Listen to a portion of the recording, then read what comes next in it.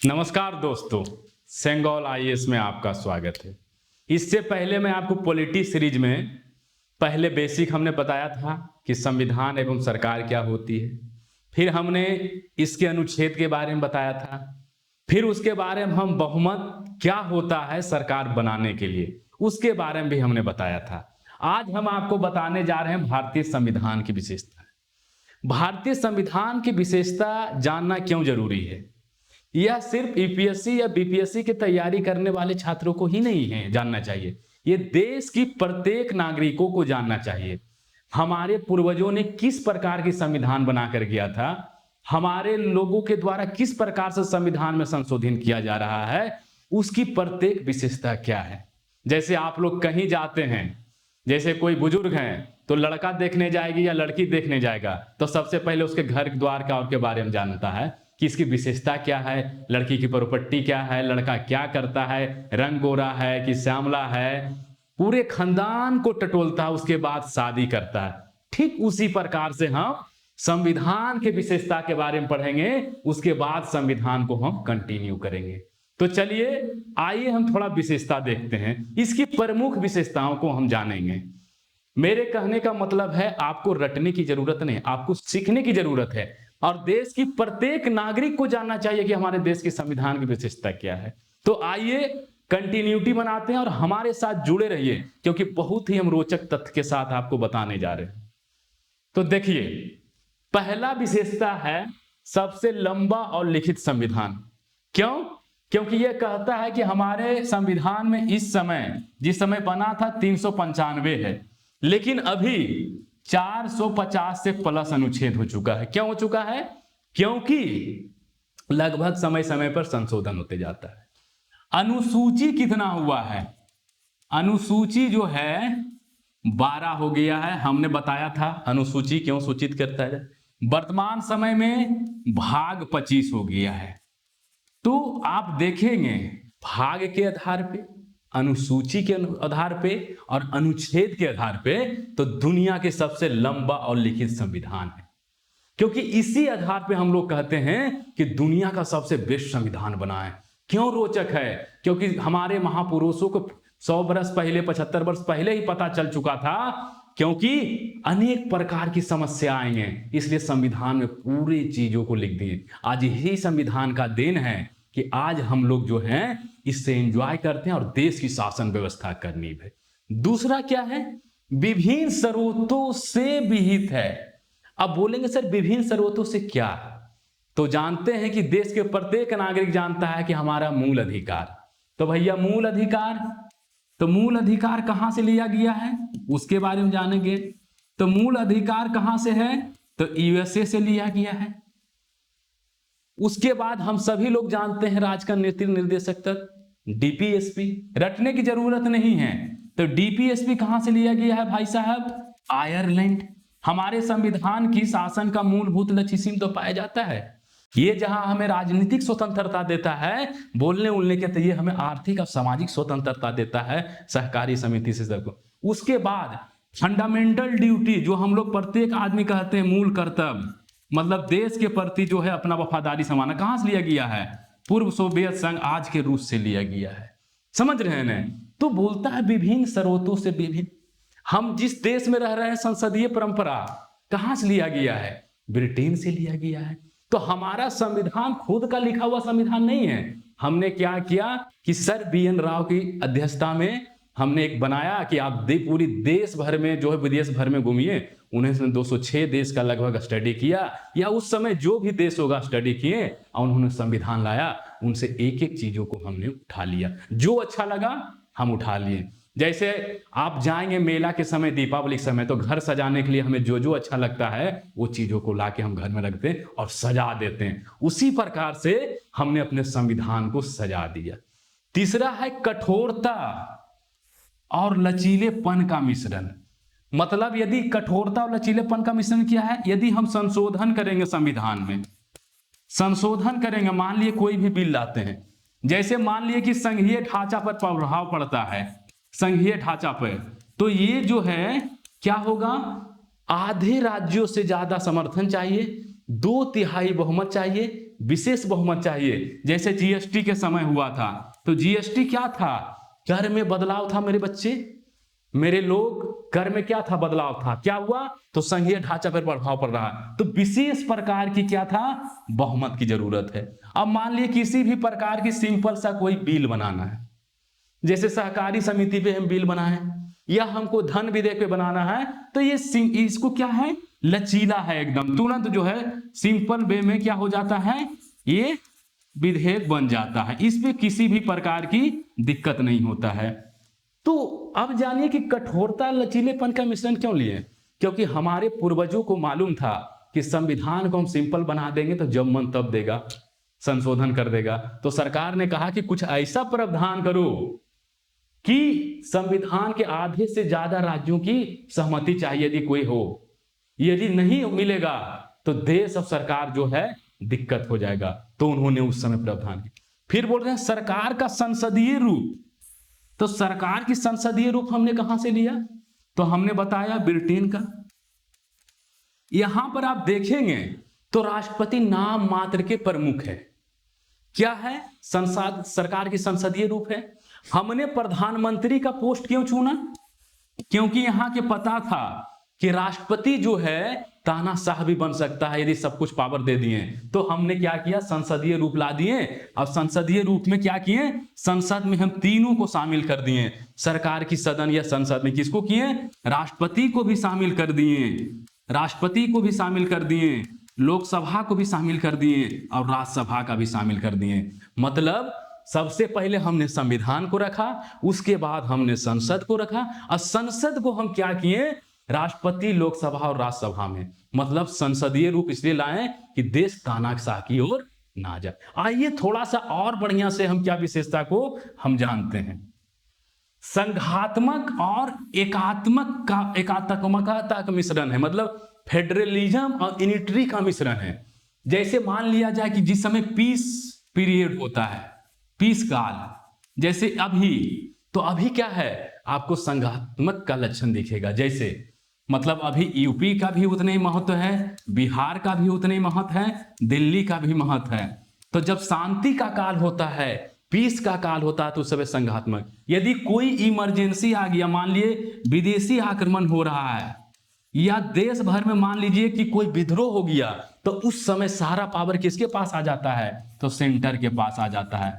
तो हमने क्या किया कि शांति काल में किसको आजादी चाहिए? राज्य को चाहिए। जैसे घर में क्या होता है कि शांति है तो सब कोई खेलते कूदते रहता है, जैसा ही कोई बच्चा बदमाशी करता है उसका दादा और पापा जो है एकदम कंट्रोल कर लेता।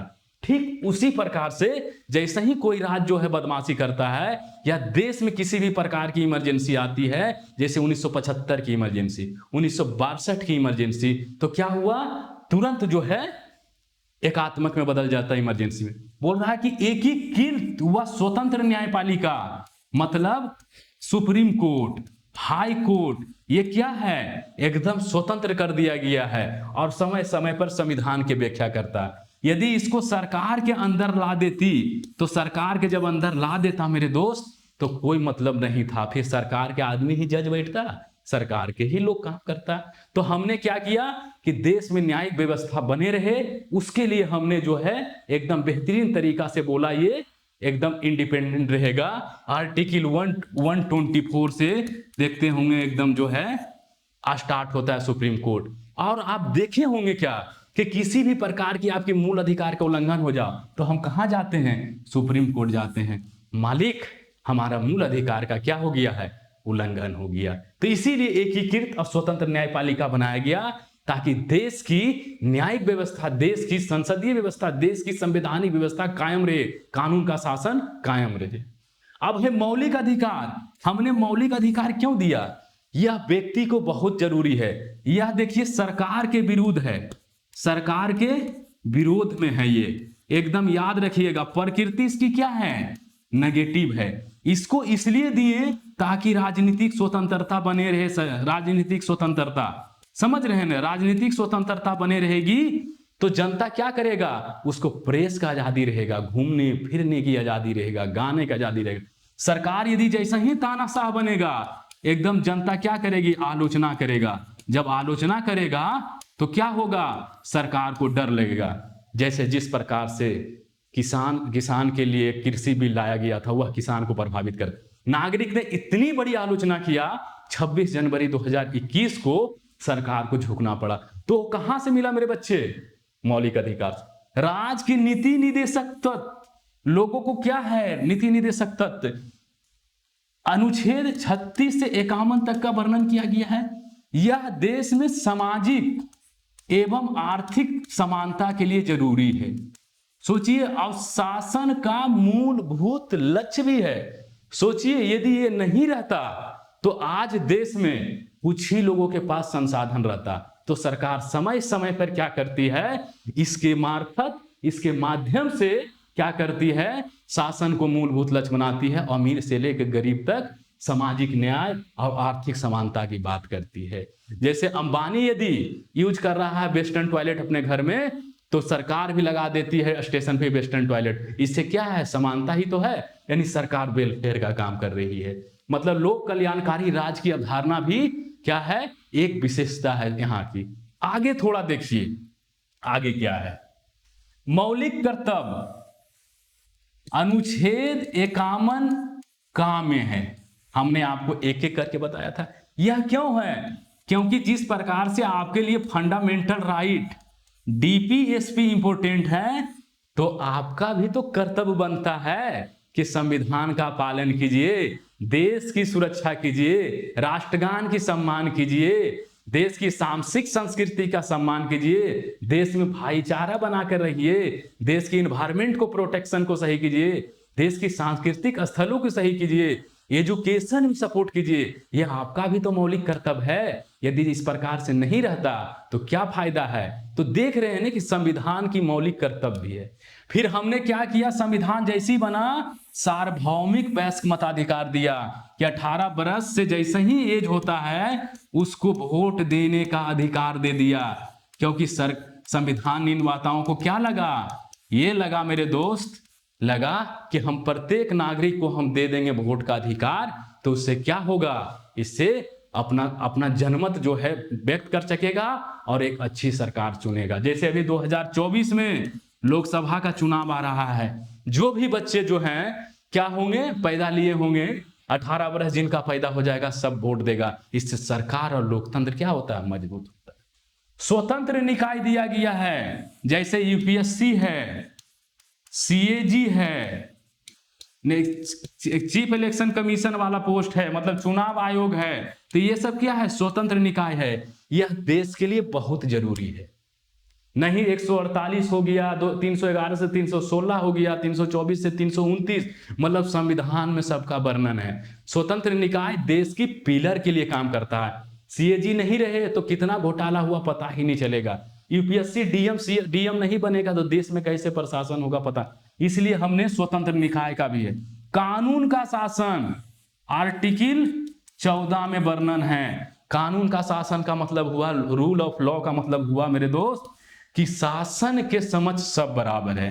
मतलब शासन के समझ सब बराबर है।